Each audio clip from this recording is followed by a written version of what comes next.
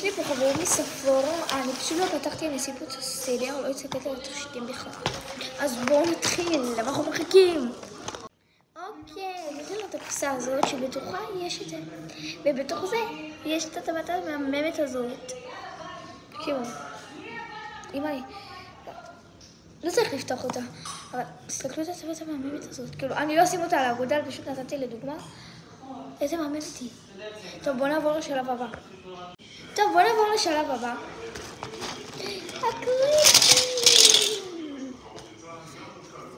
איזה, תסתכלו איזה מושלמת היא, אמא לי, איזה תכשיטים, מאמן. אוקיי.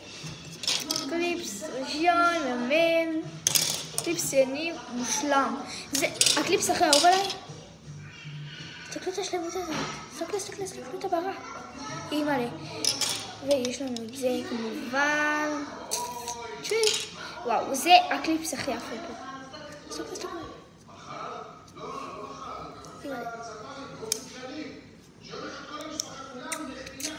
זהו, אני לא יכולה.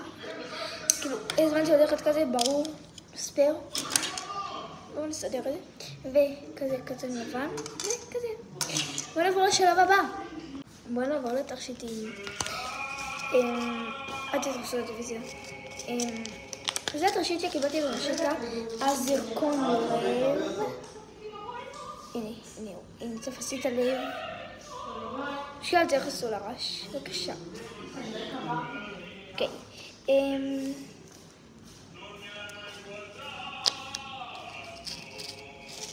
בואו נעבור לתכשיט הבא.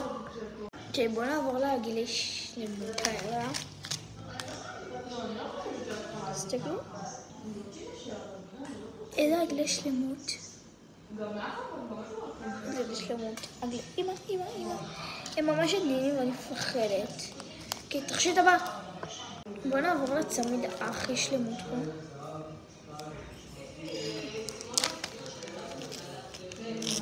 תסתכלו את הצמיד הזה. וואו, פשוט שלמות עולם. צמיד הבא.